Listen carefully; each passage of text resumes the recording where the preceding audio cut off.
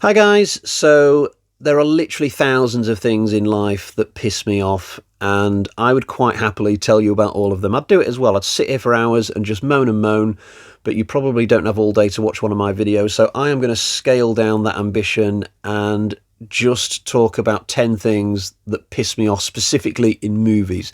So I guess you'd call these things cliches and tropes for the most part, although not all of these things in the list today would fall under that banner. But all of them are repeat offenders. In order to have gotten into this list, something had to have pissed me off in more than one movie. I had to have noticed it on a few different occasions. So I think you will identify with most of the problems I'm going to talk about today. But this is not a ranking. I'm not going to do these in the order in which they piss me off. I'm going to talk about these issues pretty much in the order that I wrote them down on paper. So let's dive into it. Let's have a whinge and a moan. Put up the first slide.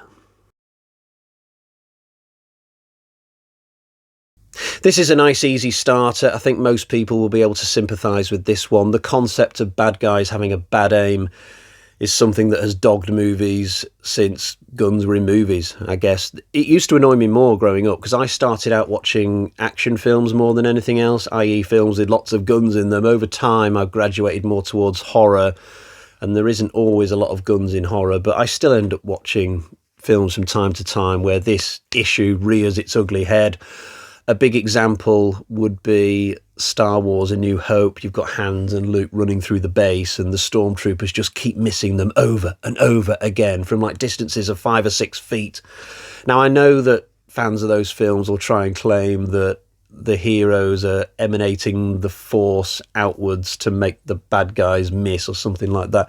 An example that me and my brother used to laugh at is Tomorrow Never Dies, the James Bond film. You've got a scene where Bond and Wei Lin are just waving at each other, grinning. In the meantime, bullets are bouncing off the wall all around their outline, and it's like, oh, what a terrible scene that is. It's not that I want to see the heroes and heroines killed off halfway through a movie by random gunfire. It's an issue of editing. There's no reason why in the post-edit you should leave little clips in like this of like Bond and Wei Lin doing this waving thing while bullets are hitting the walls around them. Just take that out. It looks absolutely stupid that they would be stood there like that. And you'll see countless other examples in movies. An example of a film franchise that does it right is John Wick. Like, those films are nothing but shooting for the most part, and yet I watched all 4 of those just last year, not for the first time, and I can't think of a single example where I've thought, oh, the bad guy should definitely have shot John Wick right there, because it's so well choreographed. They just never seem to have a chance with Wick, the way that he moves around and he's so quick. An example of a film that does it wrong is one that I watched just the other night, no names this time, but there was this woman hiding behind a truck with an AK-47, and she needed to run 20 yards to get to the opening of this underground bunker. But across this car park, there was a bunch of other trucks and 4 bad guys with their own AKs behind it. And there'd been like a gunfight for a while, but she's running out of bullets, so she needed to get moving now and go in the underground bunker. But she's got to cover 20 yards of open space, roughly. Now, if she'd have covered this distance firing blindly, like doing her own cover fire, that would have been fine, because then the bad guys would have ducked down and she would have got in the bunker, no problem. But because she did no cover fire, she just ran. Then the bad guys were able to stand up and all fire. So 4 machine guns at once, firing at this woman, and the bullets just bouncing off everywhere but her. It's like, that's impossible. You could not miss. The odds are just astronomical that not one bullet would hit her, and it's just so obvious. It takes me completely out of the movie. See, I don't mind this issue when it's handguns, because if you're just going pop, pop, then maybe the bullets would miss. But when you're spraying bullets with a machine gun, it just looks stupid when it just misses the good guys. So you've got to think your way out of this in the editing room somehow, or in the writing process, because it's such an annoying thing. This is one that I've seen in 2 movies just in 2025 alone. So I did a recent mini reviews video, and 2 of the films I was talking about in the same video both had this problem, even though I probably didn't mention it at the time. So what this is, I'll give you an example. This is a horror-specific one, by the way. So picture the scene. You've got a final girl, maybe, who is hiding somewhere in the scenery, and the villain is trying to find her. He knows that she's close by. He just can't quite zero in on where she is, but we've reached a moment of big danger in the film. But instead of hunting fairly quietly, the villain will start to do an annoying whistle and mix it in maybe with a few daft comments. So he might behave something like this.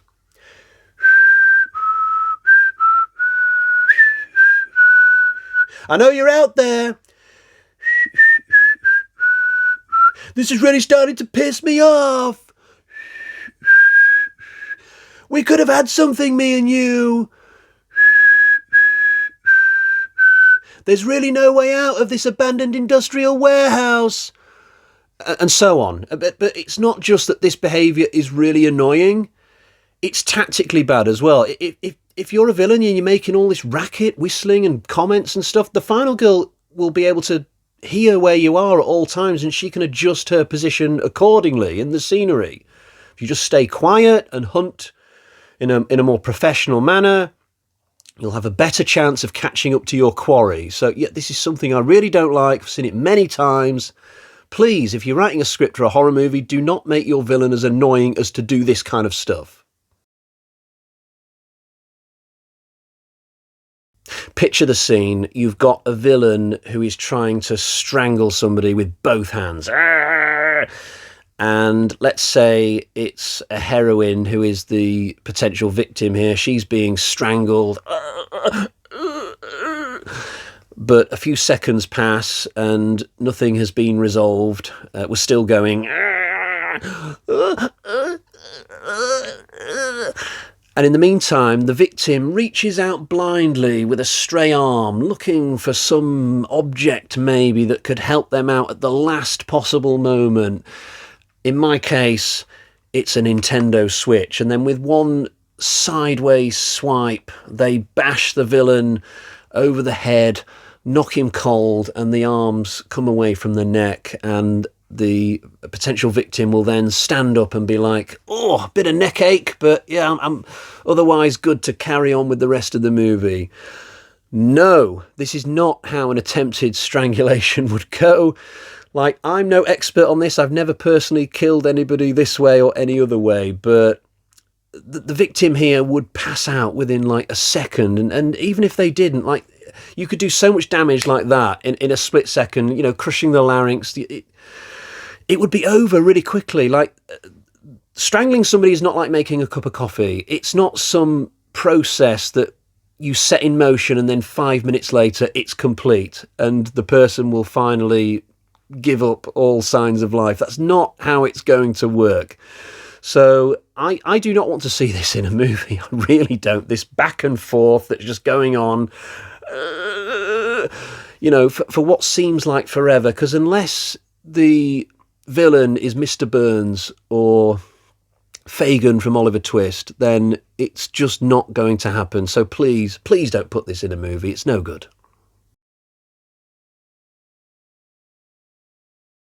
So I'm the kind of guy who, if I see somebody getting gutted like a fish in a horror movie, entrails out, blood all over the place, I can take some of that. I can take a lot of that, actually. But somebody puking up, yeah, I'm not that keen on that. But you see it all the time, especially in horror movies. You'll have a character stumbling across a dead body, and the first thing they do is go, and it's like, ugh, like, I wasn't grossed out by the dead body, but I'm grossed out by what you're doing. Why did you have to be sick? It's just so unnecessary.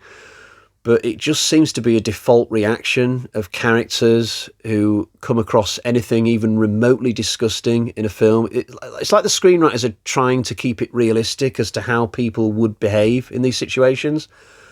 But would they really puke up every goddamn time? I don't think they would. I really don't. I'd put money on it, but you just see it so often. And personally, I could just do without the vomit. I really could.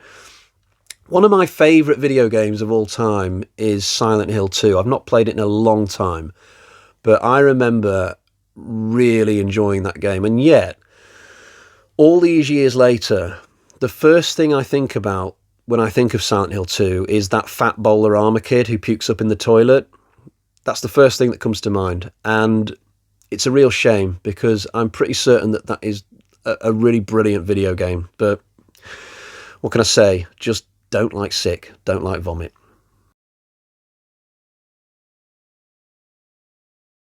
This is a kind of 2-for-1, and I think this is one that would appear in a lot of other people's lists as well. So if there were a whole bunch of other YouTubers doing this same video, I think you'd see this same complaint in a lot of those lists. This and the one about bullets narrowly missing people, I think that would be another common one. So what we've got here is a situation you will have seen millions of times. A villain holding a hero at gunpoint in the finale of the movie, but they don't shoot. They just mess around, gloating and talking, and it just goes on, and they'll invite the hero to stand right there and we'll witness the bomb going off in New York together. But you know, all this messing around ultimately just leads the hero to having one little window of opportunity to turn the tables somehow, and they do.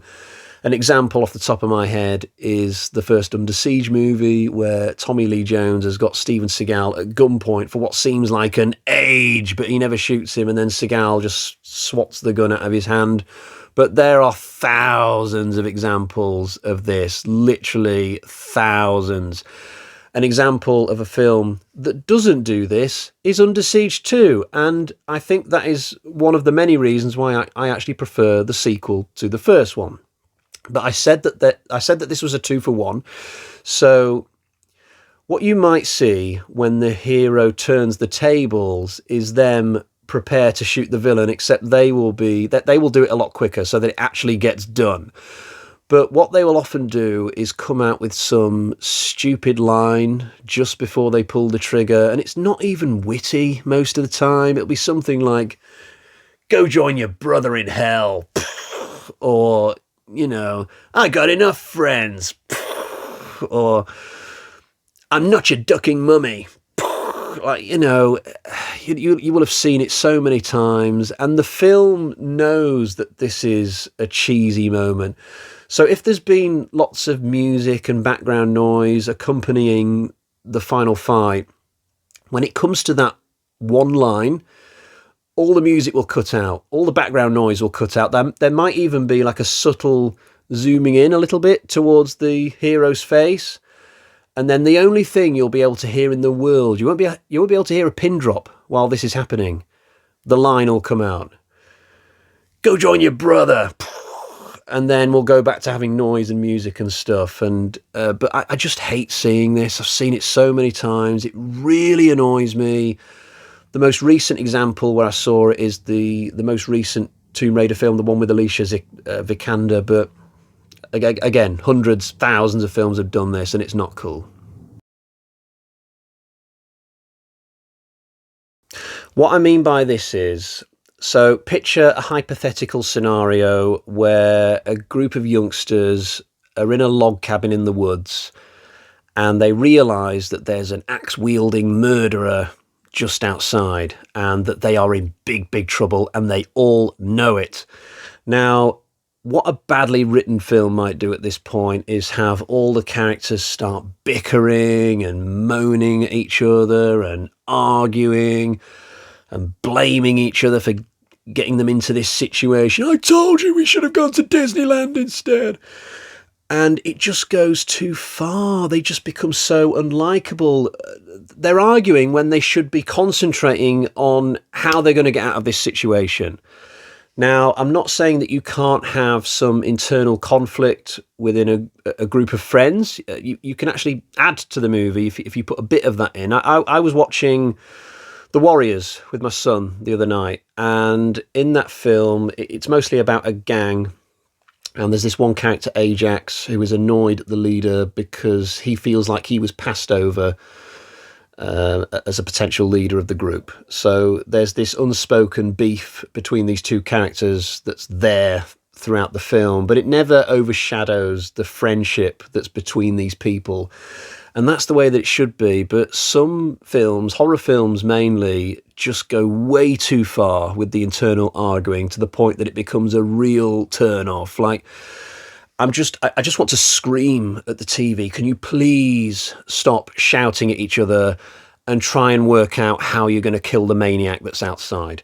So this is definitely one that justifies having a place on the list, because I just feel like I've seen it so many times. This is something that can get my temperature up very, very quickly if it starts to happen. This is another 2 for 1, and it's also something that crosses over into television as well. This is an issue that's bugged me in both film and TV.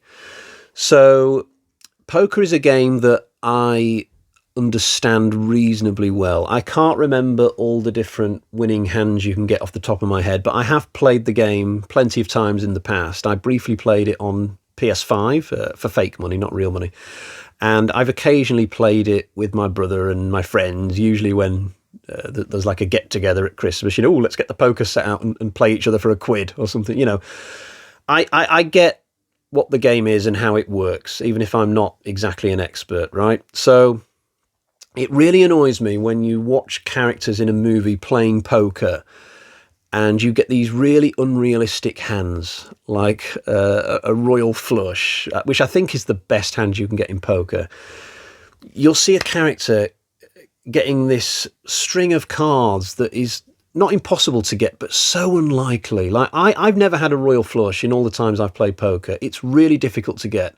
But movie characters, for them, it's no problem whatsoever. I don't understand why you can't just have the characters win with 3 of a kind, or a more believable hand, if you like. It doesn't give me an extra adrenaline rush to see the hero get a royal flush. All it does is anger me because you are insulting my intelligence with these stupid hands that they keep getting. It's just daft. The example that comes immediately to mind is Casino Royale, the James Bond film, but I've seen this in other movies and TV shows as well. Something else that's annoying is at the end of a game, and this is usually when all the chips are in the middle and this is going to be the final bit of the whole thing. Whoever turns their cards over last always wins. Every time. And it's so annoying. So if I was playing you right now through the screen and you put your cards down before me, or turn them over before me, I should say, and let's say you had a really good hand, like 4 aces or 4 of a kind or whatever it is, and you were really proud as punch with what you've managed to display. It doesn't matter. You've already lost. Even before I show my cards, you've already lost. Guaranteed. Because I'm going last, I win. It's an unwritten rule, but it is absolutely 100% true. And did I mention that all of this really pisses me off? I think you'll be able to guess what this one's about just from looking at the picture I put up. So yeah, it really irks me when people don't say goodbye at the end of phone calls in movies. It really does. Now, I get why they don't say goodbye a lot of the time or all of the time. It's because scriptwriters don't want to waste even a second of the runtime on pointless words, or words that they deem to be pointless. They don't want to have unnecessary dialogue in the script. But I feel like this is a bit of a thin excuse. I mean, you're only saving 2 or 3 seconds, really. I mean, it doesn't take people long to say goodbye. Listen to this. Bye. See ya. It's so instant and quick. So why take it out of a situation? Because what you end up leaving is a climax to a conversation that just feels so unnatural a lot of the time, because in real life, people would say goodbye.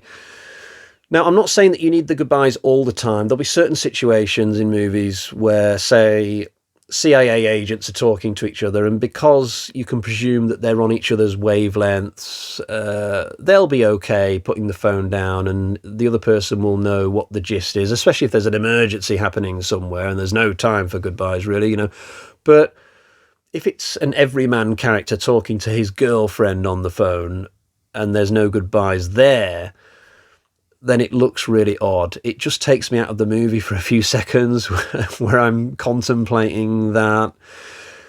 Let's say I decided in real life not to say goodbye on the phone for a while and see how that went. I can guarantee that within a couple of days, somebody would call me straight back and say, did the signal just go there or did you hang up? I wasn't really sure what was going on, so I thought I'd call you back just to make sure. And I'd be like, no, there was nothing wrong with the signal. I was just doing that type of goodbye that you see in movies where they just hang up, and then the other person be like, oh, right, okay, well, just thought I'd ring you back to make sure. So, a lot of faff for nothing. You might as well just say goodbye initially. So I think this is something that needs to be changed in movies, definitely. I think scriptwriters are probably just afraid of putting the goodbyes in case like some big Hollywood guy reads it and thinks to themselves, oh my God, a goodbye in a script.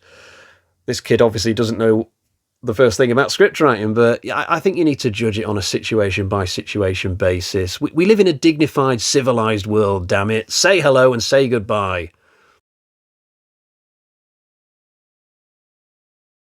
This one is probably a matter of taste, and it's something that doesn't annoy me every time I see it, just sometimes.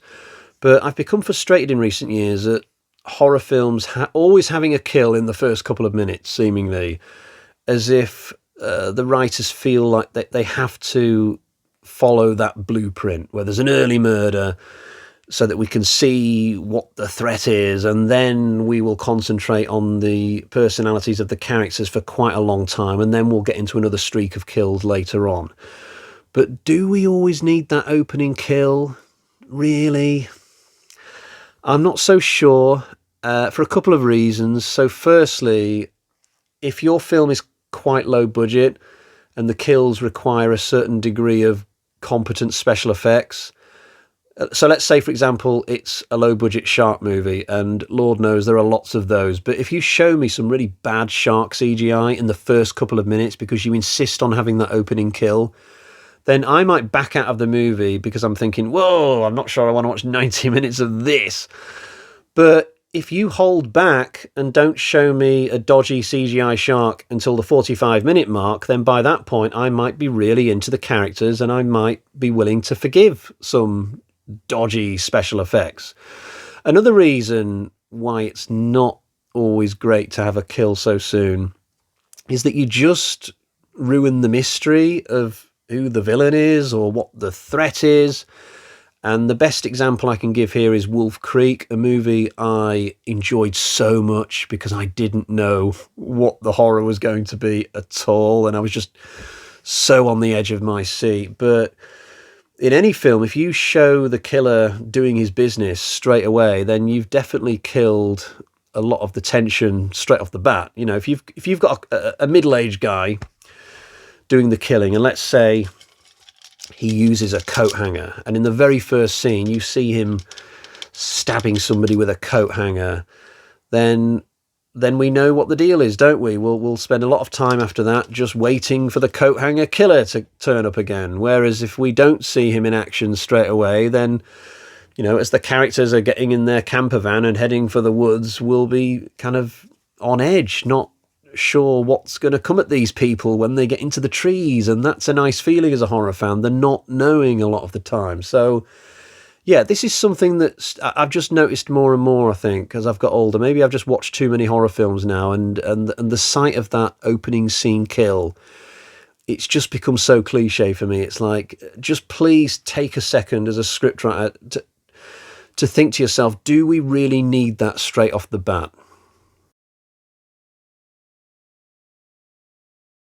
Our final one today is a bit of a technical thing, so I refer back to earlier when I was talking about when a villain will be walking around looking for a final girl who is hidden somewhere, but I'm approaching matters from a slightly different angle this time.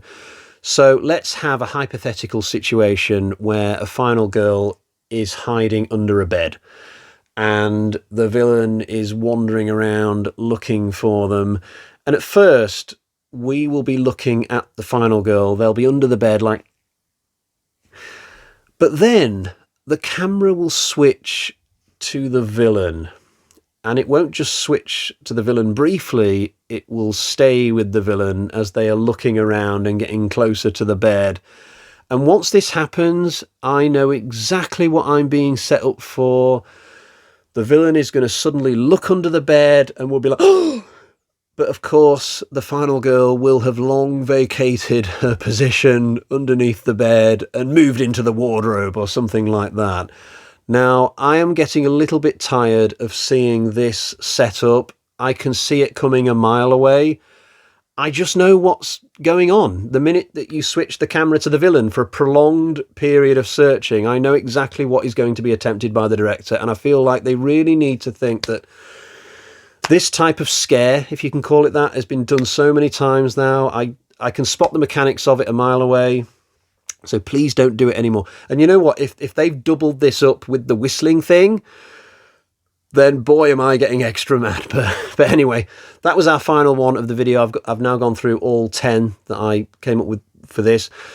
By all means, leave a comment saying what things annoy you in movies. So if you want to do your own 10 or whatever, just whatever you can think of that you want to jot down that maybe I feel the same way about it, I just didn't include it in this video, go for it. But other than that, I will bid you farewell. I'll catch you again next time. Bye-bye.